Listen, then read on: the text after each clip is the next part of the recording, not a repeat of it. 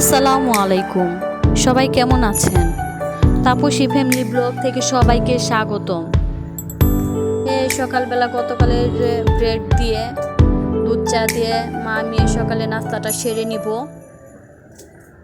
এই যে মেয়েদের স্কুলে যাওয়ার জন্য স্কুল ড্রেস পরিয়ে রেডি করাই দিয়ে দুধ চা দিয়ে ব্রেড দিয়ে খেতে দিলাম। খেয়ে ওরা স্কুলে চলে গেল, আমিও খেয়ে নিলাম। খাওয়ার পরে কাপ বাটিগুলো ধুয়ে পরিষ্কার করে নিলাম।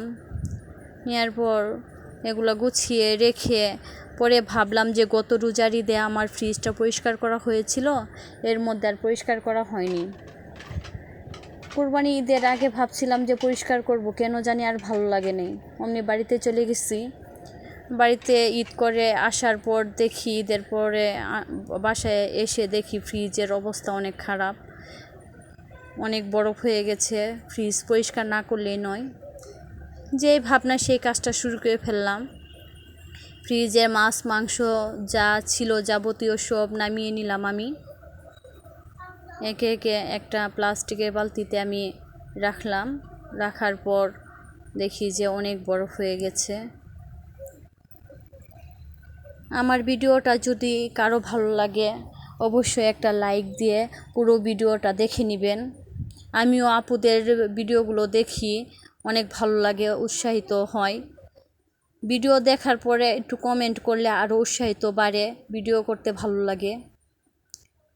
আপনারাও আমাকে একটু কমেন্ট করবেন, তাহলে আমারও উৎসাহিত বাড়বে। দেখেন আমি এই যে প্লাস্টিকের ওই খুন্তিটা দিয়ে বরফগুলো ছাড়িয়ে নিলাম। নেওয়ার পর ভিম লিকুইড দিয়ে আমি সুন্দর করে মেজে নিলাম। মাজার পর দেখেন একদম আমার ফ্রিজটা পরিষ্কার ঝকঝকে হয়ে গেছে, একদম গ্লাসের মতো, আয়নার মতো কি সুন্দর পরিষ্কার হয়ে গেছে। পরিষ্কার জিনিস থাকলে মনটাও পরিষ্কার লাগে, ফ্রেশ লাগে।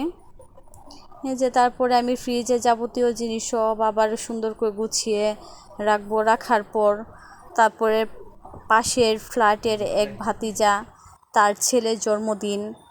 পরে বৌমা এসে বলল যে কাকি, আমার বেটার জন্মদিন, আপনার বাচ্চা দুটোকে নিয়ে যায়েন, শুধু কেক কাটবো আর বিশেষ কোনো আয়োজন করব না। বাচ্চাদের নিয়ে একটু আনন্দ করলো, একটু কেক কেটে দেখেন বাচ্চাটা নিজে হাত দিয়ে নিয়ে কেকটা খাওয়া শুরু করেছে। সবাই দেখে তো হাসি। বাচ্চাটার 1 বছর বয়স হইল, প্রথম জন্মদিন ওর।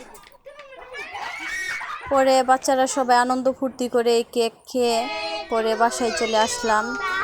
আজ আর নয়, এই পর্যন্ত। সবাই ভালো থাকবেন, আমার পরিবারের জন্য দোয়া করবেন। আল্লাহ হাফেজ।